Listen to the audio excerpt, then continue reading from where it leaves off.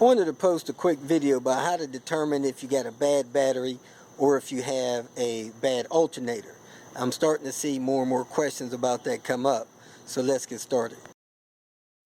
Usually the first indication that you got an issue is when you come to your car and maybe unlock the door. Sometimes if your battery's dead, your door won't unlock the rest of the doors or something like that will happen. That was a common thing I had with my old 740 Volvo. But other than that, most of the time you'll know when you go to start the car. You turn the car to start it up, you see a couple lights light up, and you turn the key, nothing happens. If nothing happens, you more than likely have a dead battery and or starter issue. So this is how you can tell usually if you have a dead battery. Now, it's real common for people to think that something other than the battery is defective, all because they have other things working. Like their lights will work, so they think their battery's fine. Well, your lights might work at a lower voltage than your starter will work. Let's say, for instance, a battery is supposed to have between 12.4 and 14 volts. Well, your starter might need 9 volts before it'll kick in and try to start. Anything under 9 volts, it'll fall off and not let the starter work.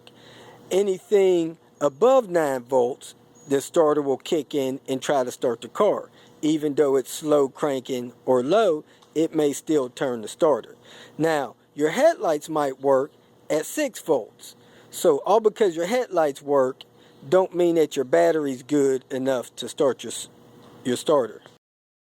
Okay, if you're having issues with your car starting, the first thing you want to do is check your connectors, your positive and your negative. On the positive side, there's a plus. That plus is right there. On the ground side, there's a negative. That minus is right there. So you need to understand the difference. But with these newer cars, sometimes you can't see the corrosion that builds up behind the connector. The first thing you want to do is make sure that your connectors are tight. I seen a lady jump in her car over and over again every day. I finally, the second or third day I went over and asked her what the problem was. She said she had a new battery. She was still having a problem with the car starting. I grabbed the battery terminal and the connector was loose. So you want to make sure neither one of your connectors move when you grab them and try to twist them with force. If they do, you don't have a good connection at your battery, and you're going to have issues with your battery not giving proper juice or proper ground to what it needs to get started. So make sure your battery connections are tight. Now, one thing you should know is if your battery is drained down too far or it has bad cells, you may not be able to jump start it and keep it going. As you can see, this battery has 6 cells. It appears 6 of these things on top of it. And if 2 or 3 or 4 of those cells are bad, you may get a good reading on your voltmeter that it's got good voltage, but as soon as you put a load on it, like trying to start it, it'll drop off tremendously, because each time that you have a bad cell, you have less cold cranking amps.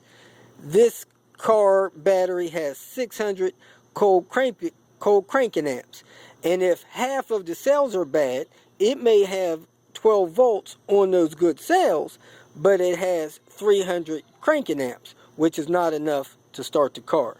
So you got to keep in mind that if you got good voltage, it may not be good under a load. So you could take this battery to a auto parts store and they'll test it and let you know if it's good or bad. Now, alternators do not go bad that often. And down there you see my alternator. Alternators are typically more expensive than batteries, and they last a lot longer than batteries. Normally an alternator will last a couple 100,000 miles in a car. Now, the first clue that you have that the battery is bad and not the alternator is if you jump the car after the battery's been dead and you can drive the car around, that indicates that the alternator is good to some degree, and it is now charging the battery and giving power to the car so the car can drive. If your alternator was dead or very bad, you couldn't jump start the car and then drive 5 or 10 or 20 miles. Typically, an alternator will not do that unless it's doing something bad to the battery, like overcharging or undercharging, which is very rare. Normally, it's a give or go thing. So if you're able to jump the car and drive it, you likely have a bad battery, even if the battery is a month or two old. Another indication that you have a bad battery versus an alternator is if you're driving the car and you have none of these warning lights lit in your dash, you normally have a situation where your battery's bad.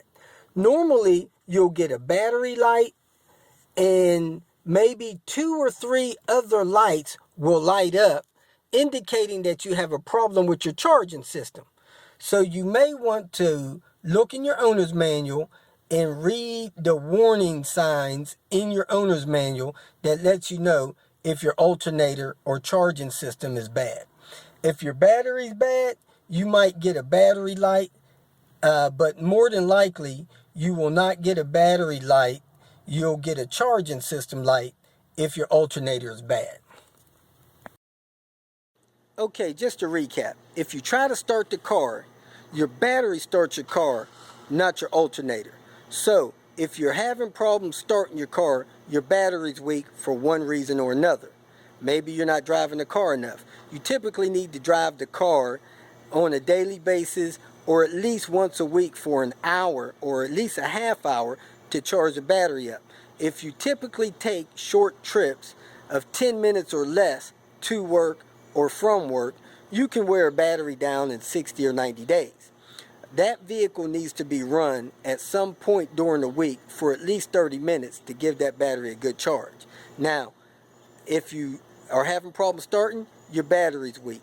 If you jump the car off and you're able to drive somewhere, you more than likely have a battery issue. If you jump the car off and it dies 5 or 10 minutes after you get the car started, then you may have an alternator problem. I recently had an alternator problem and I was driving around the community fine. I got to where I was on my way home. I was about 5 miles from home, and all of a sudden I seen these lights light up across my dash. Well, my car was still running. Immediately I knew I had an alternator that had quit on me. So I cut down my lights, cut off my stereo, and I was able to drive on the battery till I got home. By the time I got home, my battery was so weak that things started shutting down on the car. The transmission quit shifting. Something else cut out. And these things need a certain amount of volts, and my battery voltage has dropped to about 7 volts. So, if your car starts to lose power and the battery dies while you're driving, you more than likely have an alternator issue. If your car just fails to start, you more likely have a battery issue.